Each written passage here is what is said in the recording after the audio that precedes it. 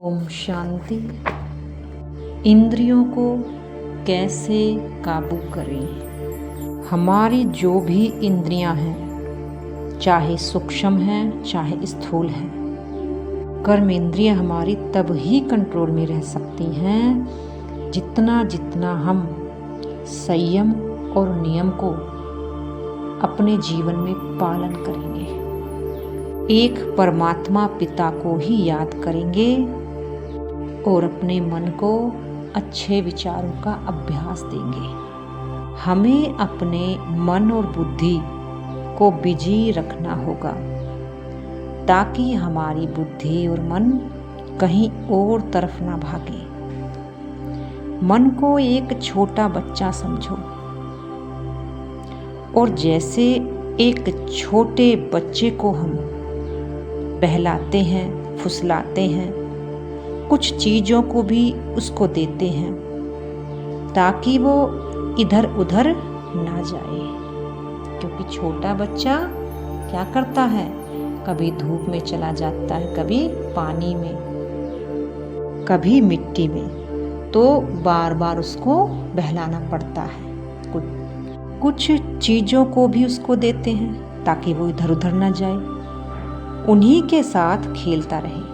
जब हमारा मन इधर उधर की बातों में, व्यर्थ में भागे, तो हमें भी बस उसे अच्छी बातों से, स्वमानों से या फिर बाबा की याद से बहलाना है ताकि वो इधर उधर ना भागे, क्योंकि मन में तो संकल्प आएंगे ही, क्योंकि अच्छे संकल्प आ रहे हैं, कोई कर्म करना है उसका थॉट आ रहा है, तो ये गलत नहीं है, ये तो आना ही है नेचुरल। हमें कोई काम या सेवा मिली होती है तो वो तो हमारे मन में आते ही है। लेकिन जो चीज़ें, कोई खाने का मन कहीं भाग रहा है, घूमने के लिए भाग रहा है, या फिर नींद कर लूँ उधर भाग रहा है, व्यर्थ की बातों में, बीतती बातों में, अगर इस तरह से हमारा मन भागता है तब हमें अपने मन को नए नए अभ्यास देने चाहिए, बिजी रखना चाहिए।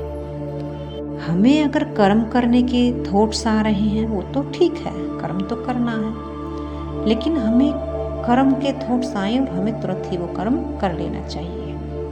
हमें संकल्पों को रोकना नहीं है, या तो उन्हें परिवर्तन कर दो या फिर अपने मन को साक्षी होकर देखो। बस दो ही तरीके हैं मन को काबू करने के, मन को परिवर्तन करने के। या तो अपने मन का परिवर्तन, यानी अपनी जो सोच है, जो नेगेटिव है, उसको पॉजिटिव में परिवर्तन कर दो, बुरी बीती बातों को अच्छी, कुछ स्वमानों में के अभ्यास में, कुछ बाबा की याद में, मुरली पॉइंट्स में उसको परिवर्तन कर दो। या फिर साक्षी होकर देखो ताकि मन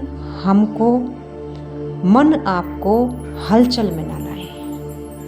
एक कहानी के माध्यम से समझते हैं। एक बार बुद्ध ने अपने शिष्य को पानी लेने के लिए भेजा और कहा, मुझे प्यास लगी है, मेरे लिए पानी लेकर आओ। उसका शिष्य बोला कि अभी थोड़ा सा आगे चलने पर एक नदी है, फिर पानी पी लेना। बुद्ध ने कहा, नहीं, मुझे अभी चाहिए, मुझे अभी प्यास लगी है, क्योंकि पीछे कुछ दूरी पर ही वो एक नदी को छोड़कर आए थे। लेकिन एक पाठ पक्का कराना था उस शिष्य को बुद्ध ने, इसलिए उसके द्वारा वो पानी मंगा रहा था। कहा, नहीं, अभी चाहिए। तब वो उसका शिष्य बुद्ध को एक पेड़ के नीचे बैठा करके पानी लेने के लिए जाता है।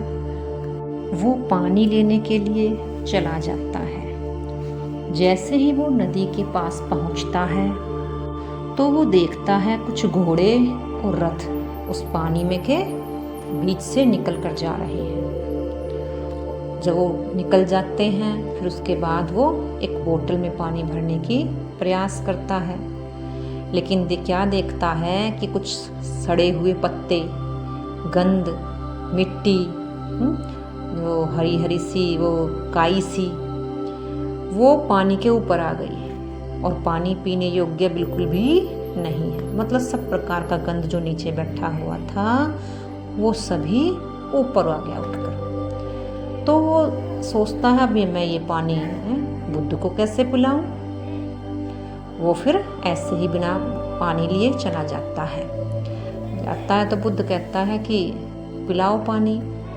शिष्य बोलता है, वो कहने लगता है पानी तो मैं नहीं लेकर आया, कुछ घोड़े और कुछ उसमें रथ निकल कर गए थे तो उसमें गंध ऊपर आ गया, पानी तो बहुत गंदा हो गया, पीने योग्य है ही नहीं। फिर बुद्ध ने कहा नहीं, तुम दोबारा जाओ उसी नदी से मेरे को पानी लेकर आओ, मुझे पीना है। वो कहता है लेकिन वो तो पीने योग्य पानी है ही नहीं। लेकिन फिर भी क्योंकि बुद्ध को एक शिक्षा उसको देनी थी, वो शिक्षा देने के लिए ही पानी की बार बार पीने की जिद कर रहा था। फिर वो शिष्य उल्टा जाता है, चला जाता है।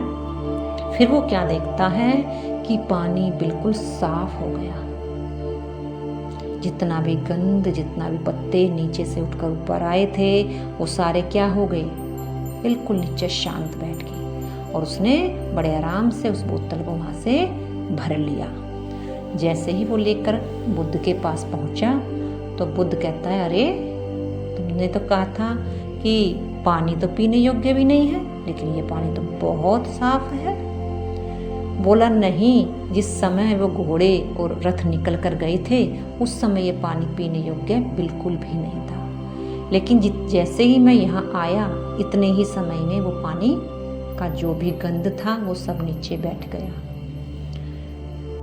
तब बुद्ध कहता है, अरे मैं तेरे को इतने दिन से यही तो पाठ पक्का करा रहा था कि मन भी क्या है हमारा, बहती नदी है जो जिसमें सदा संकल्प बहते ही रहते हैं, चलते ही रहते हैं। लेकिन क्या होता है, जब भी वो संकल्प ऊपर उठकर आए, जब भी व्यर्थ का भाव आए या जब भी कोई गंध ऊपर आ जाए पुरानी बातों का, किसी के साथ झगड़े का, दुखदायी बातों का, तो क्या करो, उस समय कुछ समय साक्षी होकर बैठ जाओ। कुछ समय के लिए अपने मन को उन संकल्पों में मत चलाओ, वो आप ही स्वतः ही वो शांत हो जाएंगे।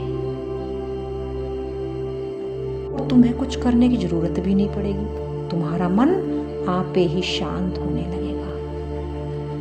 तो हमें भी क्या करना है, जब हमारा मन इधर उधर की बातों में या किसी आकर्षण में भागे तो हमें भी बस मन को साक्षी होकर देखना है। क्योंकि हमारे संकल्प ज़्यादा देर तक नहीं चलते हैं, कभी कुछ आ गया, कभी कुछ आ गया, कभी कुछ आ गया, इस तरह के हमारे संकल्प चलते हैं। तो अपने संकल्पों को साक्षी होकर देखो, तुरंत कुछ भी मत करो, बस देखो कौन से आ रहे हैं। एक तो तरीका ये है मन को शांत करने का कि साक्षी हो जाओ। दूसरा तरीका है अभ्यास करो, स्वमानों का अभ्यास, मुरली चिंतन का अभ्यास। दो तरीके से ही हम मन को काबू कर सकते हैं। हमारी स्थूल इंद्रियां भी हमको बहुत धोखा देती हैं। आज बाबा ने विशेष आँखों के ऊपर भी बताया कि आँखें कितना धोखा देती हैं। कुछ अच्छा दिखा तो खाने को दिल करेगा, चाहे हमने 1 घंटा पहले ही खाना क्यों नहीं खाया हो, लेकिन कुछ भी अच्छा बनता हुआ दिखेगा तो क्या करेंगे, कुछ थोड़ा चाख लें, खा लें। लेकिन हमें इसी बात में संयम को अपनाना पड़ेगा कि अपने मन को उस समय क्या समझानी देनी है। समझाना पड़ता है मन, क्योंकि बच्चा है ना, कि नहीं, मेरा खाने का समय जितना मुझे चाहिए था उतना मेरा हो गया, अब मुझे कुछ भी नहीं खाना। कहीं जाने का, कहीं किसी आकर्षण में भागने का, मन को बिल्कुल भी रोको मत, लेकिन परिवर्तन कर दो। अगर ये कह रहा है कि मैं ये चीज़ खाऊंगा, मेरा चीज़ बनाने को, खाने को मन कर रहा है, तो क्या करो, बस उस समय चुप हो जाओ। वो संकल्प थोड़ी समय के बाद आप पे ही चला जाएगा। कुछ करो ही मत, क्योंकि ना आप उठोगे, ना वो चीज़ बनाओगे, ना वो चीज़ खाओगे। हमें कुछ समय के लिए संयम बरतना पड़ता है ताकि हमारी आंखें भी धोखा ना दे। हमारे कान भी बहुत धोखा देते हैं, कुछ भी सुन लेते हैं, किसी की भी सुन लेते हैं, किसी की निंदा सुन लेते हैं। लेकिन बाबा ने क्या कहा है? एक तरीका तो ये है कि आप ऐसे आत्माओं के साथ अपना बैठो ही मत जहाँ कोई व्यर्थ की बातें चल रही हो। और दूसरा तरीका ये है कि सुना अनसुना कर दो। जैसे बाबा कहते हैं ना, सुनते हुए भी नहीं सुनो, यानी उस समय भी हमें क्या करना है? साक्षी, यानी सुन रहा हूँ, अपने बुद्धि द्वारा कोई प्रतिक्रिया मत करो। कैसे हुआ, क्यों हुआ, उसने गलत कर दिया, भाई ऐसा ना होना चाहिए था, आपने कोई भी प्रतिक्रिया नहीं देनी। बस साक्षी होकर कानों में गया, जैसे ही गया वो दूसरे कान से वैसे ही बाहर आ जाएगा। इसके भी दो ही तरीके हैं, या तो उन आत्माओं के साथ आप बैठना छोड़ दो जो निंदा करते हैं, चुगली करते हैं, या फिर कहीं कभी हमें जाना भी पड़ जाता है, कोई आपसी में भी ऐसे ही कह भी देता है, आपस में भाई बहन ने भी कह देते हैं, तो फिर क्या करो? साक्षी दृष्टा बन जाओ। सबसे अच्छा पाठ ही है साक्षी दृष्टा बनने का। ये एक मन की, आत्मा की स्थिति होती है। ये स्थिति एक ऐसी है जो हमारी हर कर्मेंद्रियों को काबू कर लेती है, चाहे हमारी आँख हो, चाहे मुख हो, चाहे कान हो, चाहे हमारे हाथ हो। जिस समय मन इधर उधर भागे उस समय कुछ समय के लिए शांत हो जाओ, संयम को अपने जीवन में लाओ, साक्षी दृष्टा हो जाओ। बस यही अभ्यास है जिससे हम मन को, अपने सूक्ष्म स्थूल कर्मेंद्रियों को काबू कर सकते हैं। और एक तरीका और है जो बाबा बताते हैं कि अपनी आँखों से अच्छा देखोगे, कानों से अच्छा सुनोगे, मुख से अच्छा बोलोगे तो क्या होगा, या कुछ अच्छा पढ़ोगे तो क्या होगा कि वो हमारी अंतर आत्मा में वो अच्छाई ही जाएगी।